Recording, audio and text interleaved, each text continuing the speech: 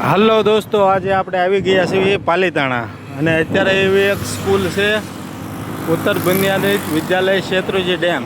તો ચાલો આપણે આવી અંદર જઈને એમના ટ્રસ્ટીને મળીએ.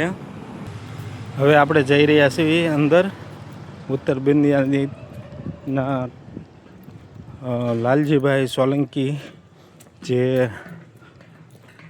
આનું બધું સંચાલક કરી રહ્યા છે. ચાલો તો આપણે એમને મળીએ.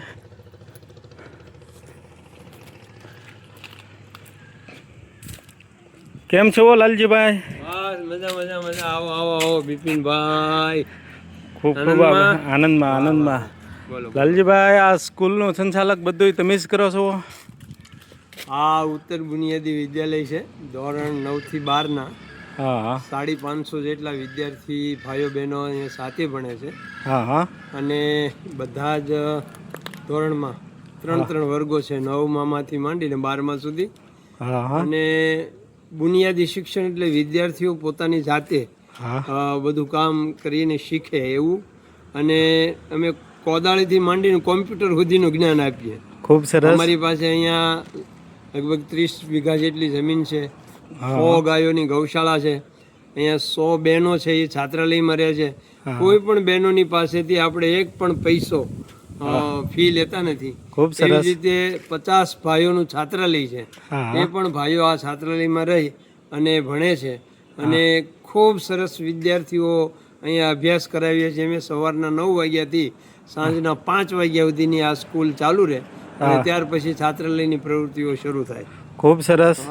આ ઉપરાંત તમે લોકો જે કામ કરી રહ્યા છો, યુવા કોળી એકતા સંગઠન, એમાં ખાસ કરીને ચિરાગભાઈ ઝાલા નેતૃત્વ નીચે બિપિનભાઈ, તમે બધા મિત્રો, વિદ્યાર્થીઓની અંદર એક સારી વાત ઊભી થાય, સમાજની અંદર એકતા નિર્માણ થાય, સમાજની અંદર જાગૃતિ આવે, સમાજ કુરિવાજ, અંધશ્રદ્ધા, વહેમ એમાંથી દૂર થાય અને પછાત રહી ગયેલા, પીછડા રહી ગયેલા કે કોઈના દબાણ નીચે આવીને કામ કરતા જે આપણા ભાઈઓ છે, એમની સાથે રહીને તમે જે કામ કરો છો એના હું તમને ખૂબ ખૂબ અભિનંદન આપું છું. આભાર ભાઈ. અને ભાઈ, હું તમને પૂછવા માંગુ છું કે આપણે અગર અત્યારે હાલમાં સ્કૂલની મેલપા કેટલા વિદ્યાર્થીઓ ભણે છે? વિદ્યાર્થીઓ તો 550 ભણે છે. 9 થી 12 ધોરણ છે.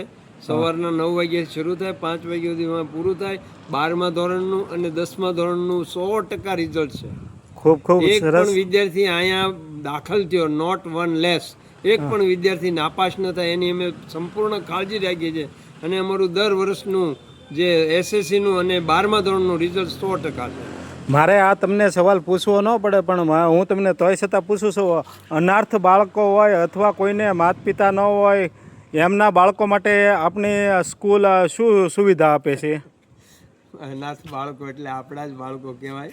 એ વિદ્યાર્થીઓ આપણા જ કહેવાય, જેની ઉપર સત્ર ન હોય અથવા જેવા ગરીબ ઘરના બાળકો હોય, એના માટે આ સંસ્થાના દરવાજા 24 કલાક ખુલ્લા છે. ખૂબ સરસ. ખૂબ અને સરસ. એ બાળકોને અમે વેકેશનમાં મારા ઘરે રાખીએ છીએ. મારા ધર્મપત્ની છે, એને ખવડાવે, પીવડાવે, નવરાવે, બધું જ કામ અમે કરીએ છીએ. અને છોકરું અહીંયા રહીને પોતાની સ્કૂલ છે ને એવું એ બધું નિર્માણ કરે છે. એટલા માટે આ સ્કૂલ ખૂબ સારી રીતે અમે કામ કરી રહ્યા છીએ. ખૂબ સરસ કામગીરી છે અને આવી જ રીતે કામ કરતા રહેજો. અને આપનું સપનું, આપણે સ્કૂલમાંથી બાળકો ભણીને આગળ જાય, અને તો આપણે શું એને બાળકોને કહેવા માંગો છો? બિપિનભાઈ, તમે ક્યારેય મને યાદ કરો અથવા સાંભળો ને તો તમે જોજો, મારો એક જ રસ્તો છે કે ભાવનગર જિલ્લામાં પાલીતાણા તાલુકામાં કોઈ પણ વિદ્યાર્થી IAS ઓફિસર થાય ને તો એનો ખર્ચો હું ઉપાડવા તૈયાર છું. ખૂબ સરસ. 1.25 લાખ રૂપિયા મેં એમની ઇનામ પણ જાહેર કરેલું છે. ખૂબ સરસ. તમે લોકો જે કામ કરો છો એને મારી હૃદયની શુભેચ્છા.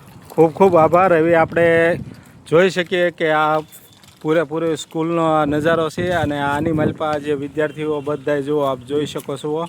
100 જેટલા કોમ્પ્યુટર છે, હા, વિજ્ઞાન લેબ છે, અમારી સરસ મજાની લાઇબ્રેરી છે, લેબોરેટરી છે, બધા જ પ્રકારના સાધનો છે એ આ સ્કૂલની અંદર અમે વસાવ્યા છે. ખૂબ સરસ.